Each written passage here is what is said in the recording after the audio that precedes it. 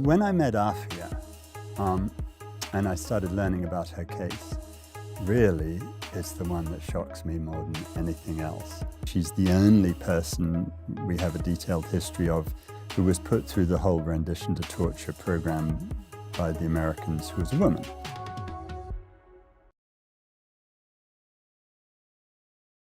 In the wake of the September 11 attacks in 2001, the US president at the time, George W. Bush, launched what he called the Global War on Terror.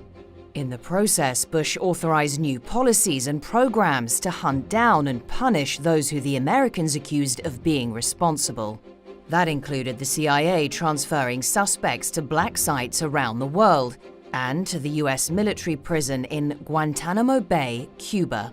Many people were held without charge, without evidence, and subjected to what became known as enhanced interrogation techniques. Taking center stage today is Clive Stafford Smith, a civil rights lawyer and counsel for multiple Guantanamo prisoners. His highest profile case and most notorious is that of Afiya Siddiqui. Afiya Siddiqui was once one of the FBI's most wanted suspects, today serving an 86-year prison sentence in Texas. Her story is intrinsically linked to the aftermath of the 9/11 attacks, but more than 20 years later, Afiya's ordeal is far from over. Our guest, Clive Stafford Smith, shares the details of her case and explains why he believes her story is an example of some of the shadiest dealings and shocking methods that the Americans used to find and prosecute someone perceived as an enemy of the state. Clive Stafford Smith, thank you for joining us on Center Stage. It's great to be here. In January 2023, you took on the case of Afiya Siddiqui, a 52-year-old woman serving an 86-year prison sentence in Fort Worth, Texas, for attempted murder. Tell me why you decided to represent her. Well, I was in Pakistan, actually, and I'd just got 3 of my Pakistanis out of Guantanamo. And Afiya's older sister, Fawzia, who, if you're ever in trouble, you want to have Fawzia as your sister, she collared me and said, would I go see Afiya?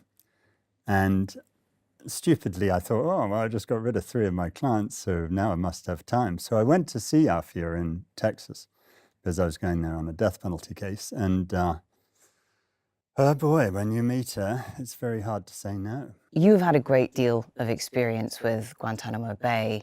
You have seen many prisoners, the traumatizing effect it's had on them.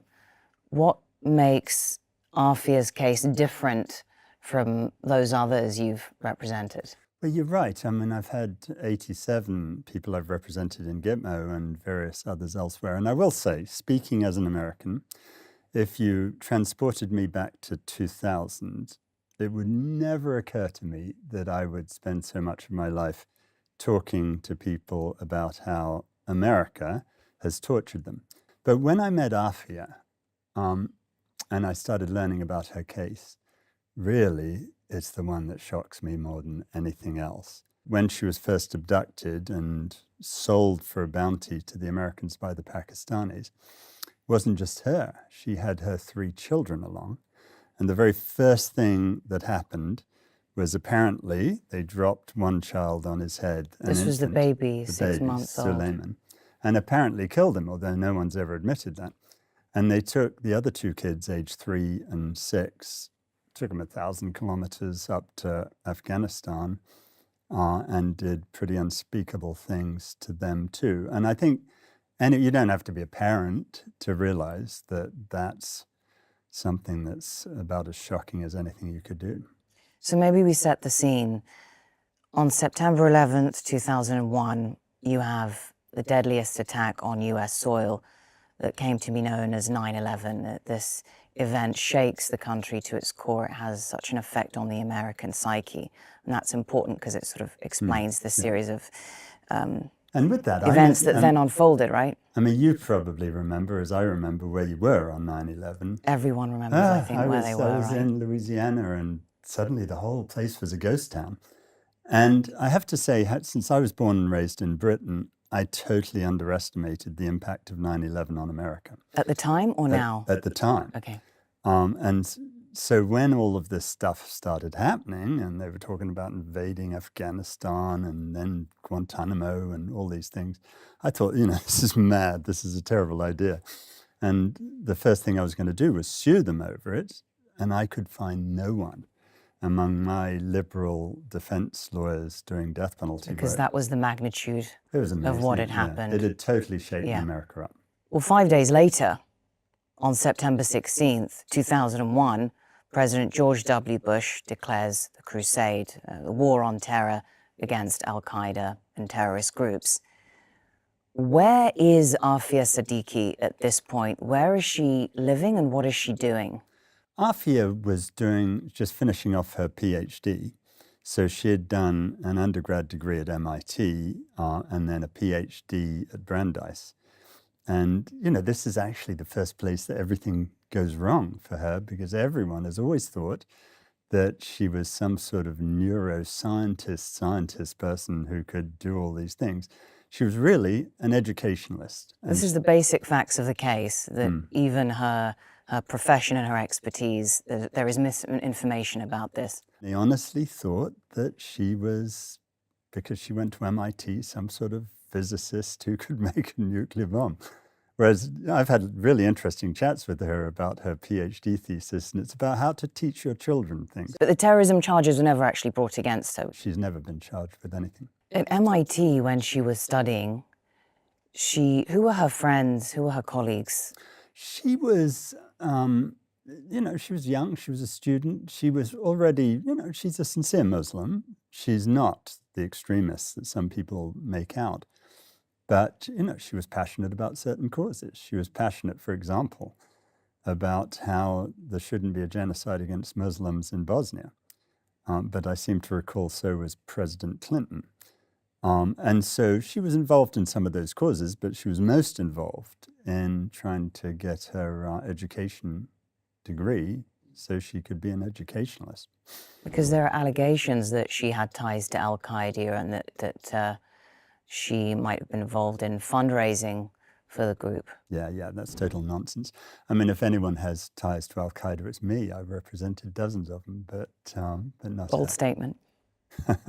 On September 17th, President Bush issued a secret memo that empowers the CIA to move against groups that might be planning terrorist activities.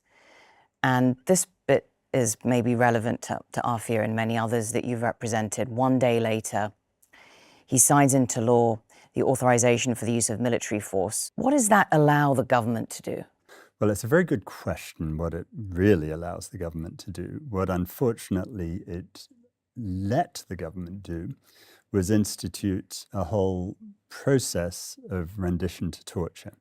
Now, they call it extraordinary rendition, although I really don't know what ordinary rendition is. It's called kidnapping in normal language. And when I first went to Guantanamo Bay, I thought I was going to have a lot of explaining to do for a lot of people who really were captured on the battlefields of Afghanistan.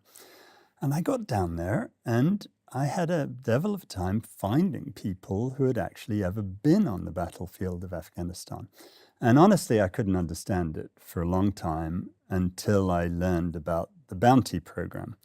And it turns out that the US was offering a lot of money to people in Pakistan, particularly, but also Afghanistan, to turn in people who supposedly were fighters. And one thing I always like to ask my students is, I'm offering you $250,000 here to turn one of your colleagues in for being in Tora Bora in 2002. Are you going to take it? I mean, I like to think that I wouldn't, but hey, if my circumstances were different. Got to pay that mortgage off. I'm afraid that's a huge amount of money to people in certain parts of the world. And it's actually President Musharraf, who boasts in his book that more than half of the Guantanamo prisoners were literally sold to the US for these bounties. And they weren't in Afghanistan. A lot of the people, including someone like Mohammed El-Ghorani, age 14, was in Karachi, had never been to Afghanistan. But they were turned in for all this money, along with a story about how they were al-Qaeda. And thereby begins the vicious cycle. Right. Because if I were to say to you, Mariam, are you a member of Al-Qaeda? What are you going to say? Absolutely not. Yeah. Okay, now I'm going to slap you, I'm afraid. Yeah. Are you a member of Al-Qaeda? Well, it depends how many times you Well, I've slapped you me quite in a and few what have you. times. Yeah, yeah. So they were tortured into you confessions, say yeah. And the people who are doing that torturing Yeah. are not doing it because they think you're innocent. They're doing it because they think you're lying. And when you finally admit you are a member of Al-Qaeda, they think, aha, we were right all along. And this is what was going on. And I think it's a big mistake to think that these are all evil torturers who are trying to take innocent people and put them in prison. It's much more dangerous than that. They're going to put you in prison, and then you've now confessed that you're Al-Qaeda. And at that point, how are you going to prove you're not? Why did the Americans accept Except what? those stories? Well, because I mean, so they'd paid good money. yeah. Someone said that Mariam is a member of Al-Qaeda. I've now got you to admit you are.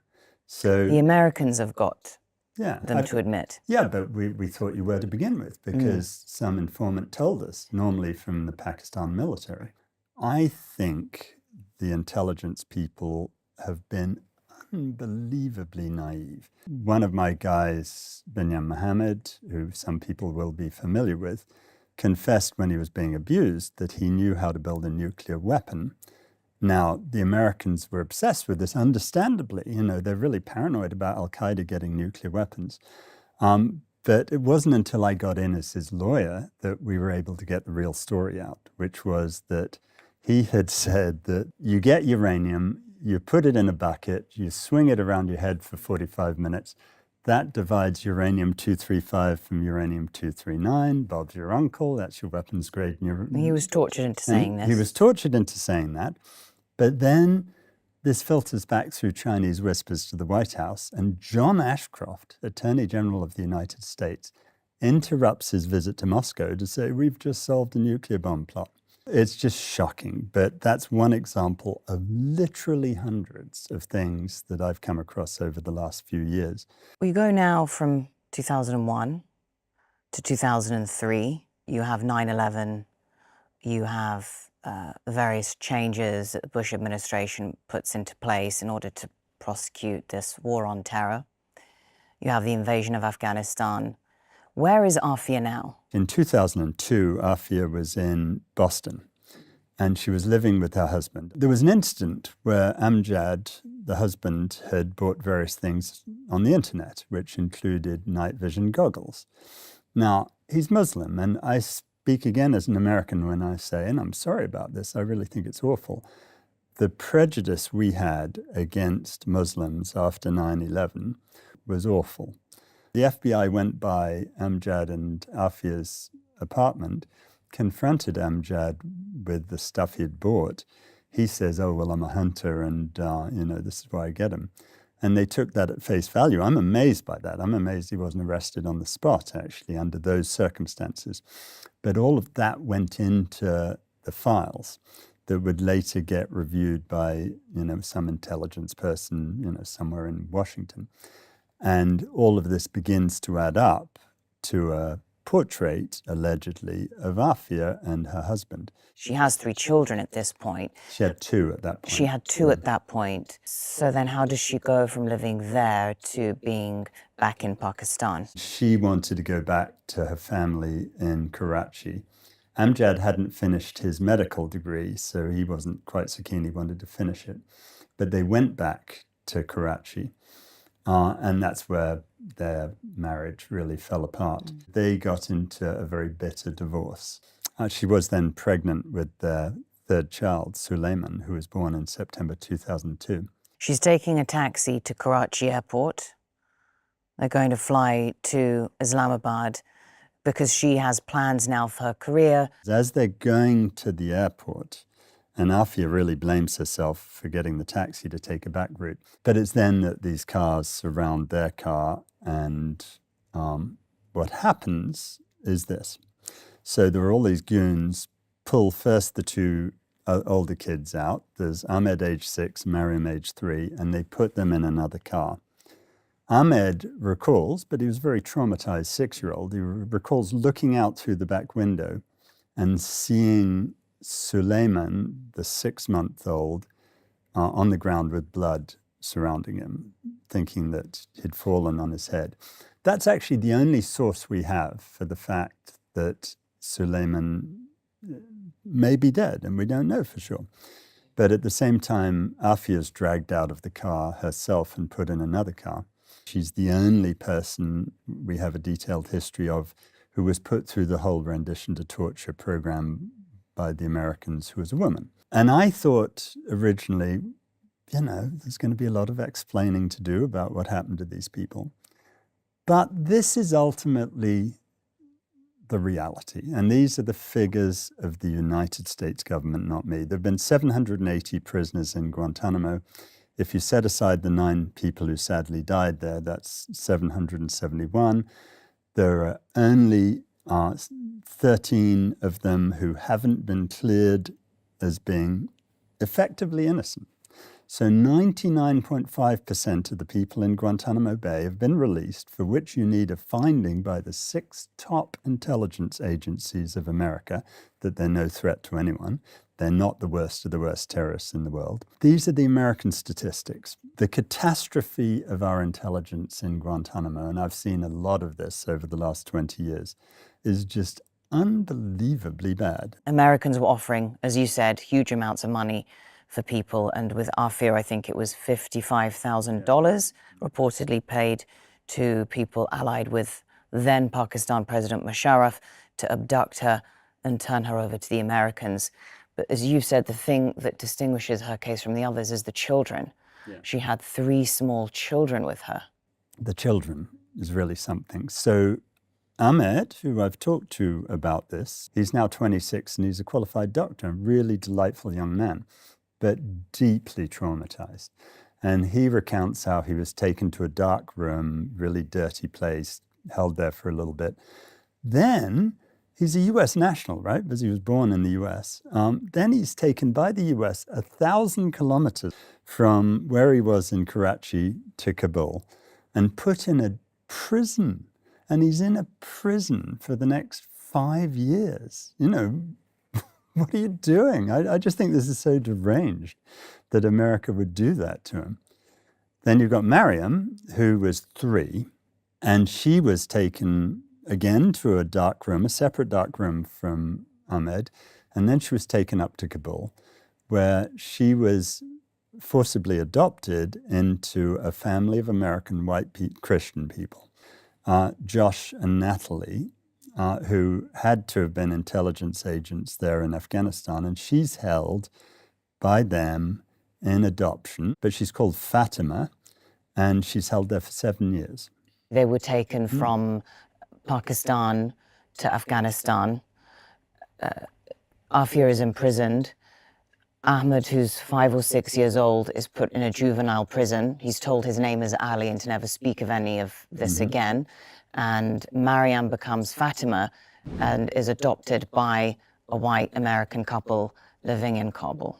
On the apparent theory that, you're better off being a white Christian American than a Pakistani Muslim of a certain color. Afiya now is in prison. And well, you say that, right? But the Americans deny it. The Americans deny it. The Americans deny to this day that Afiya was in a secret prison in Afghanistan. Where was she? According to the US, they have all these different things. It's all nonsense. But they say she was wandering around Pakistan with her children, and in fact was living in a place called Nazimabad in Karachi for 5 years, which is just a hop, skip, and a jump from where her family lives. Total nonsense. So the Americans are making false claims about her. There's a version where they're saying she was just wandering around aimlessly, and, but she is, during this time in Bagram. Well, the only reason we know that is because I've been there several times and found a bunch of prisoners who were in Bagram with her. But the first one was a guy called Salim Kuche. Salim came forward because he's been itching to tell someone this for the last 15 years.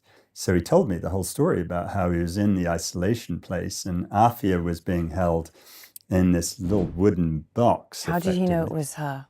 Well, this was obviously my question, and I started talking to all sorts of other people who claimed the same thing.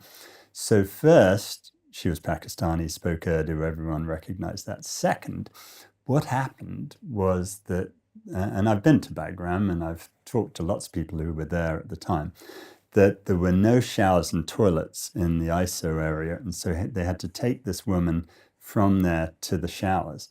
They would put a towel over her head, but a lot of the time that came off, and they all saw her. And so they were really upset about this. The male prisoners were upset that when this woman that she was there, or that they were able to identify that she was even there.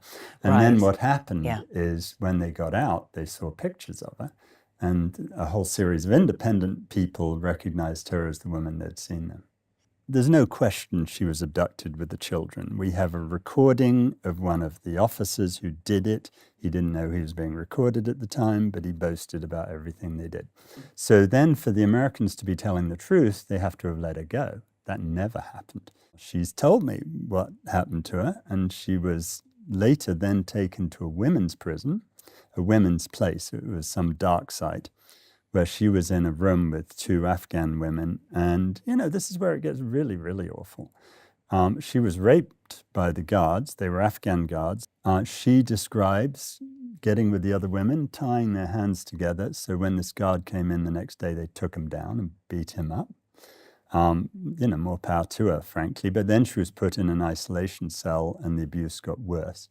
While she was in those prisons, the US had a one-way glass, and they were, you know, seemingly abusing children on the other side of the glass that she was meant to think were her children. The Spanish Inquisition 500 years ago knew that second-degree torture was worse than first-degree. You know, you can torture me, I'm not happy about it, but if you do something to my son in front of me, my child, you know, that's far worse. And Afiya told me about this. She said, I had to stop them doing this. And in the end, the only thing I could think to do was pretend I didn't care, because I thought that was the only way to stop them abusing those children in front of me. And what a place to be in, to have that thought going through your head. In part 2 of this episode, civil rights lawyer Clive Stafford Smith talks more about the injustices around the imprisonment of his client Afiya Siddiqui, and how he says that through sheer luck, she barely escaped an attempt on her life. This is a very important element. Is it a discovery you've made recently that could be very important in this case? She was going to go to Ghazni on this bus. She was going to be tarred as a suicide bomber, and she was going to be killed there. To watch the conclusion of this episode, click on the link in the description.